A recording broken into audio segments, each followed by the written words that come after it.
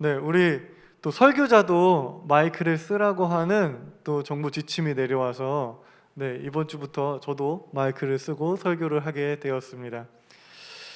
눈이 엄청 많이 왔죠, 여러분. 눈이 그냥 펑펑 오더라고요. 눈이 이렇게 많이 내린 적이 언제였는지 정확히 기억은 안 나지만 정말 오랜만에 펑펑 내리는 눈을 본 것 같습니다. 이 정도로 눈이 오면은 제가 어렸을 때만 해도 동네 아이들이 다 뛰쳐나와서 네, 막 썰매로 타고 눈사람도 만들고 막 해가지고 그냥 도로를 다 빙판으로 만들고 막 그랬었는데 그날 눈 오는 날 보니까 뭐 저희 동네 아이들만 그런지는 몰라도 아이들이 별로 나오지 않더라고요. 네, 뭐 코로나 때문이겠죠. 애들 또 얼마나 나오고 싶었을까 그 눈을 보면서. 그렇죠. 코로나와 한파로 인해서 우리 모두의 마음이 꽁꽁 얼어붙은 시기였는데 한 주간 우리를 더욱 슬프게 했던 소식이 있었습니다. 여러분들도 보셨는지 모르겠지만 1월 2일 그것이 알고 싶다를 통해 다루어진 정인이 사건이었습니다. 생후 16개월의 여자아이가 수많은 학대의 흔적을 몸에 안은 채 사망한 사건이었습니다. 정말 많은 사람들이 지금 분노하고 있죠. 너무 가슴이 아파서 저 일부러 어떤 이야기들이나 정보를 접하기를 꺼려하는 분들도 있을 것입니다. 저도 이 관련된 정보를 읽거나 보기가 조금 너무 힘들어서 피하다가 이번 주일 관련된 이야기를 하지 않을 수가 없어서 마음을 먹고 지난 수요일 이것저것 쳐다보며 자세한 이야기를 좀 살펴보았습니다. 너무 가슴이 아팠습니다.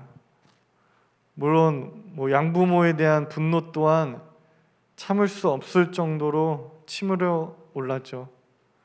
하지만 그보다 태어난 지 16개월 만에 세상을 떠난 아기가 그 16개월 짧은 세월 동안 경험한 것이라고는 태어나자마자 친부모와 헤어진 거, 그리고 입양된 가정에서 학대당한 것이 거의 대부분이라고 생각하니까 더 가슴이 아프더라고요.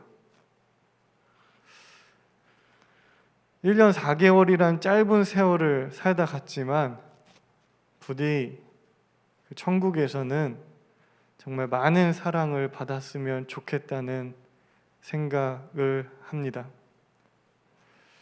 여러분도 알고 계시겠지만 제가 이 사건에 대해서 이것저것 알아보던 중에 알게 된 것은 양부모 모두 기독교 집안에서 태어나고 자라고 대학까지 기독교 대학을 나왔다는 것입니다.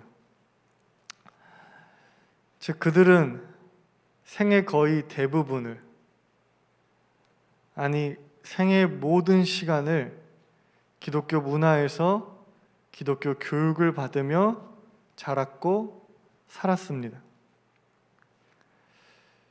양부모는 아이의 죽음이 자기 탓이 아니라고 말하고 있지만 그렇게 100번 양보하여 생각하더라도 아기가 목숨을 잃은 것에 부모의 탓이 없다고 볼 수 없습니다. 살인죄든 아동학대 치사죄든 뭐든 그것은 아이를 사랑했다면, 마음을 다해 돌보았다면 있을 수 없는 일이죠. 저는 그들의 삶을 살지는 않았지만 기독교라는 같은 신앙 안에 있는 사람으로서 무엇이 어디서부터 잘못된 것인지 막막했습니다. 그들은 왜 아이를 죽음에 이르게 했을까? 왜 아파하지 않았을까? 왜 그 연약한 생명이 불쌍하지 않았을까? 평생을 기독교 문화에서 기독교 교육을 받으며 자랐던 그들인데 그들이 받은 교육은 무엇이며 그들이 성장해온 기독교 문화는 도대체 무엇이었을까? 왜 그들의 마음은 그렇게 돌처럼 딱딱하게 굳어져 버렸던 것일까 생각했습니다. 그들은 그리스도인이었습니다. 세례도 받았을 것입니다. 주일에 예배를 드렸을 것이고 헌금도 냈을 것입니다. 목사님의 말씀에 아멘을 외쳤을 것이고 구원의 확신이 있냐는 질문에 아멘으로 대답했을 것입니다. 그런데 그들은 그리스도인일까요? 그들은 예수님의 제자입니까? 라고 묻는다면 저는 목사이지만 뭐라 대답해야 할지 모르겠습니다. 무엇이 우리를 그리스도인 되게 하는 것일까요? 무엇이 우리를 구원에 이르게 하는 것이며 무엇이 우리를 하나님의 자녀 되게 하는 것일까요?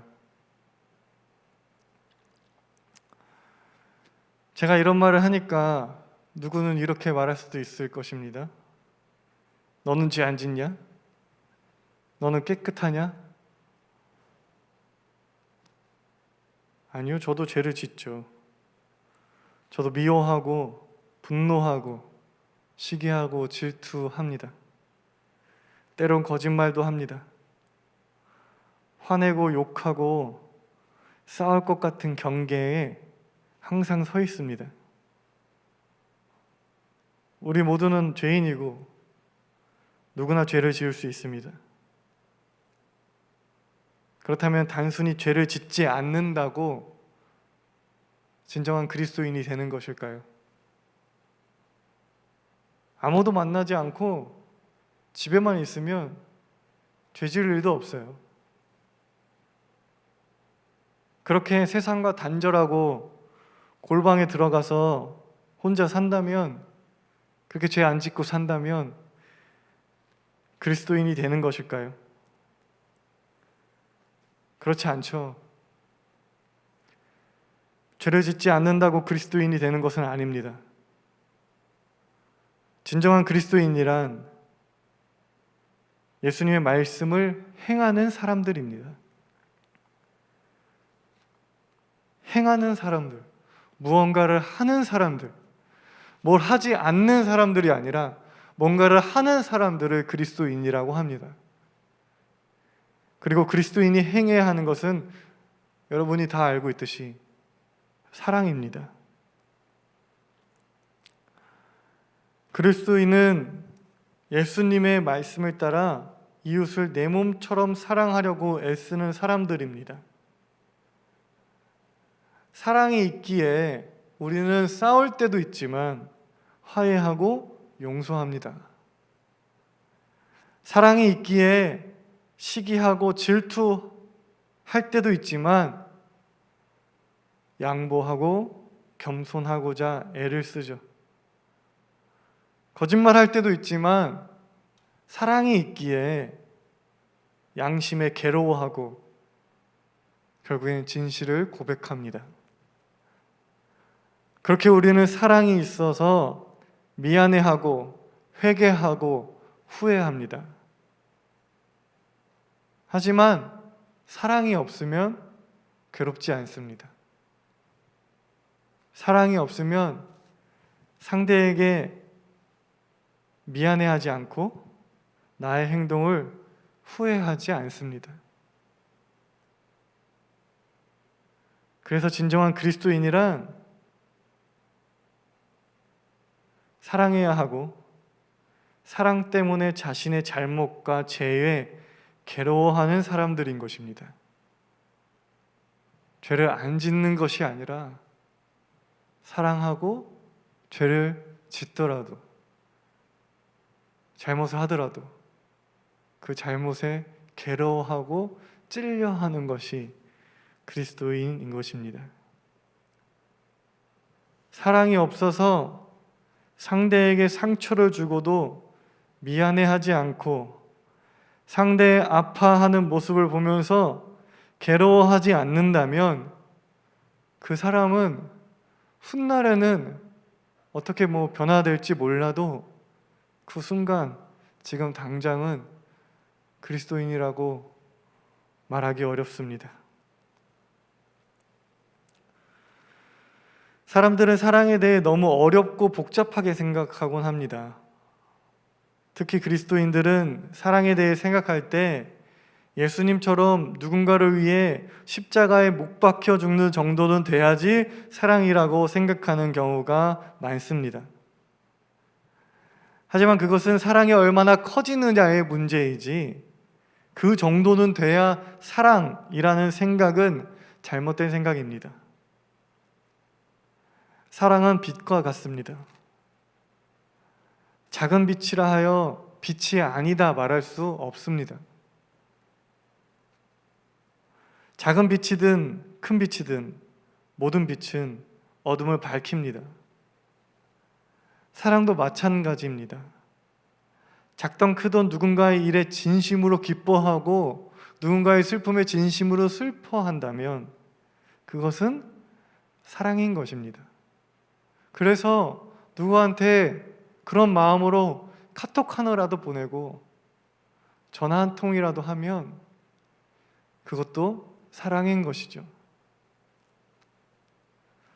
사랑은 그렇게 작은 공감에서 시작됩니다. 얼마나 넓고 얼마나 깊게 공감하느냐에 따라 사랑의 크기는 달라지지만 모든 사랑은 공감하는 것에서부터 시작됩니다. 특히 기독교의 핵심적인 가르침은 나보다 약한 사람들을 사랑해야 한다고 말합니다.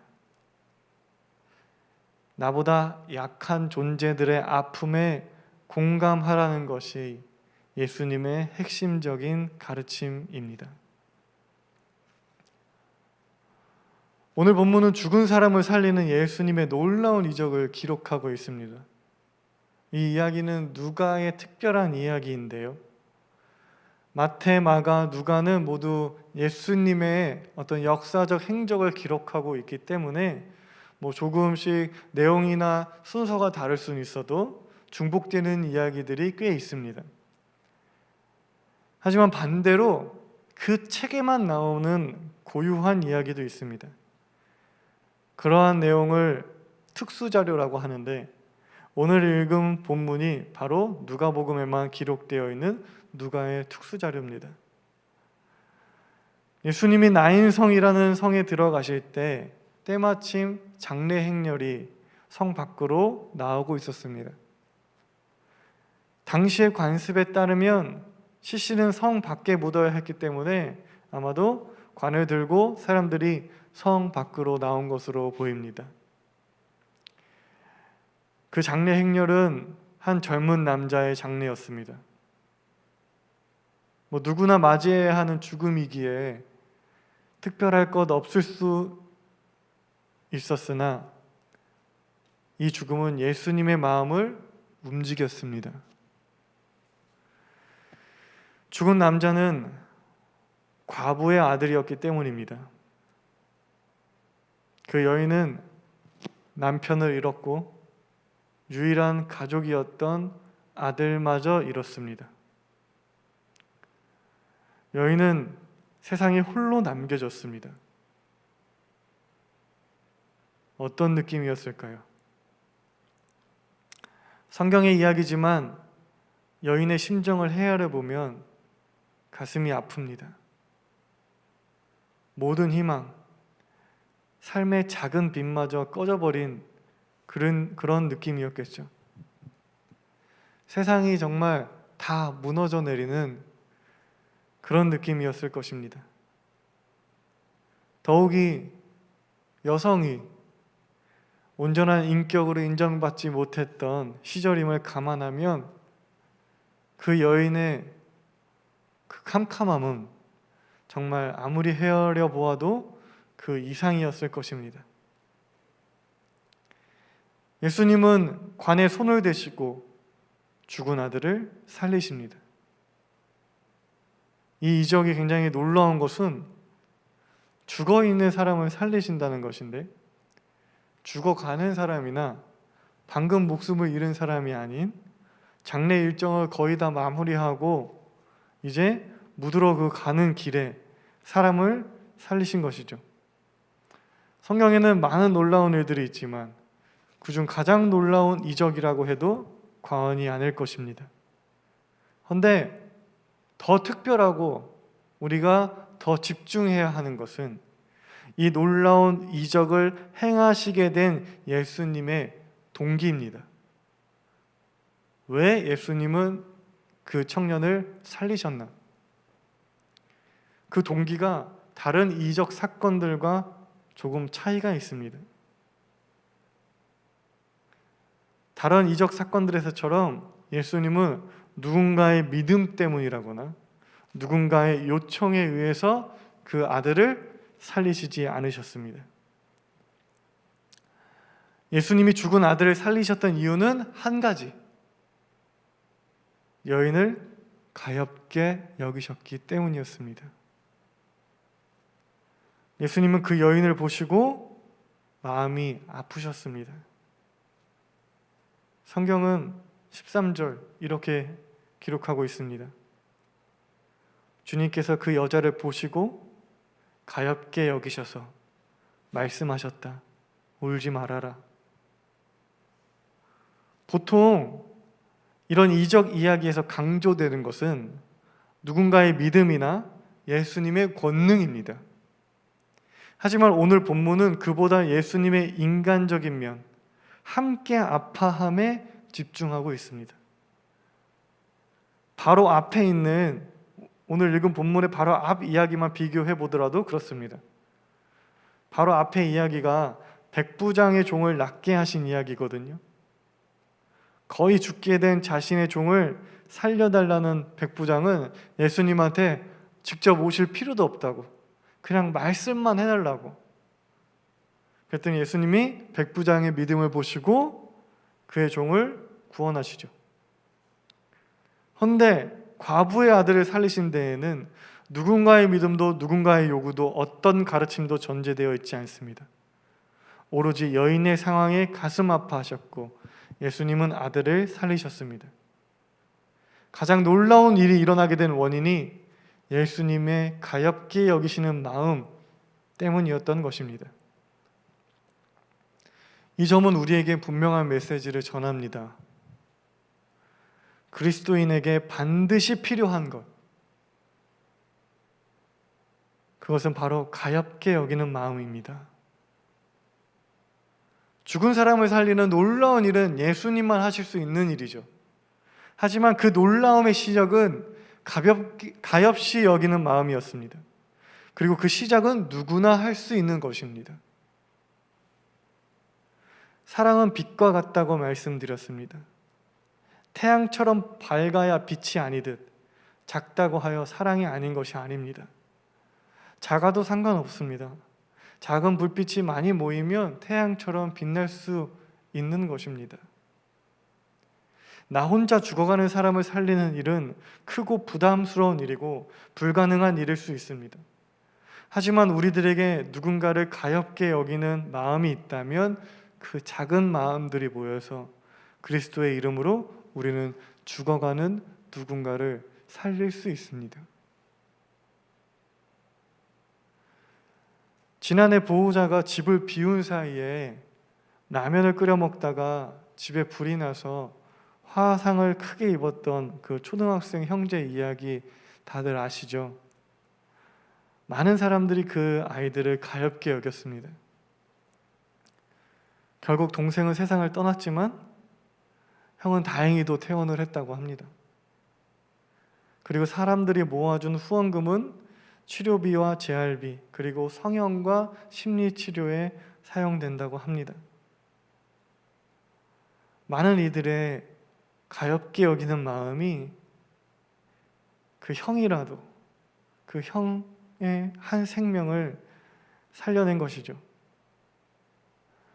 이러한 생명 살림의 이야기는 뉴스에서만 볼 수 있는 먼 이야기가 아닙니다. 신세계교회가 지금까지 행해온 모든 선교의 사역들이 그러했습니다. 가엾게 여기는 마음이 모여 이 지역의 연약한 생명들을 살려냈습니다. 그렇게 많은 이들의 가엾게 여기는 마음이 모여 생명을 살리는 놀라운 기적을 일으킨 것입니다. 반대로요, 우리가 공감하지 않고 함께 아파하지 않는다면 누군가의 생명을 빼앗을 수도 있고 죽어가는 생명을 방치하게 될 수도 있습니다. 사랑하지 않는 것만으로 우리는 누군가를 죽음으로 몰아갈 수 있습니다.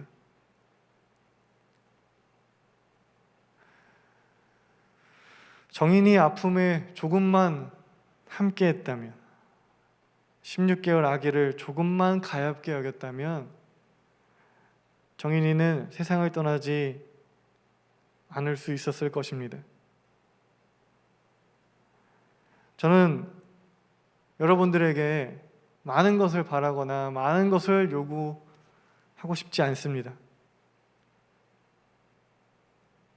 술 먹지 마라, 담배 피지 마라, 클럽 가지 마라, 세상 친구들과 어울리지 마라, 뭐 하지 마라 말하고 싶지 않습니다. 사실 그런 말을 할 자격이 저에게는 없습니다. 하지만 그리스도인으로서 한 가지만 꼭 지켜달라고 여러분들한테 말씀을 드리고 싶습니다. 여러분 마음에 사랑이 있어야 합니다. 특히 나보다 약한 존재를 사랑해 주세요.